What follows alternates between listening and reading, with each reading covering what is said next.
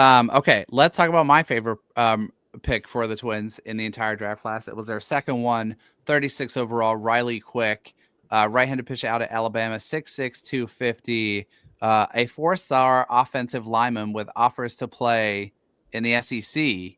Let me just give you a couple Riley Quick notes on his college arsenal.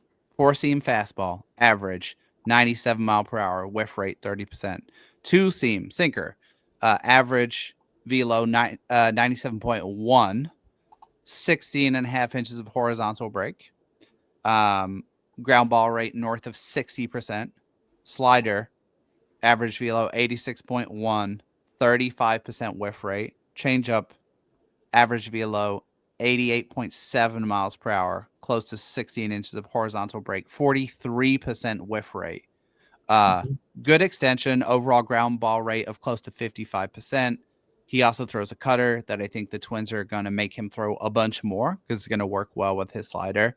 I love this pick because I think Quick is interesting, and I also think it represents a little bit of a change in how the Twins are drafting arms. What was your reaction to Quick? Were you surprised it took an arm at 36? How do you feel about this one? Yeah, I mean, I don't know if surprise is the right word. Sure. I think I was hopeful that it wouldn't be college, right? Because that's less fun. But I do like the addition of a pitch that's just different, right? So you look at the prospects that are eventually gonna join, right? So Marco Raya and Andrew Morris are probably the next two closest. Mm-hmm. He's certainly different than them. He's more like the Charlie Soto type, just closer. And so if you view him as a prospect somewhere in between that Morris floor, Soto ceiling, I mean, that's a heck of a prospect to add. Yeah. There's some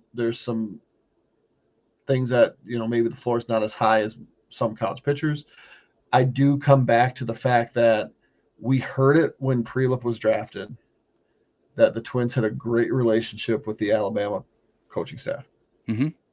And so that's one thing that I'm like, this could be an excellent thing, because they go and draft a Riley Quick who's got ability that it's more a natural thing.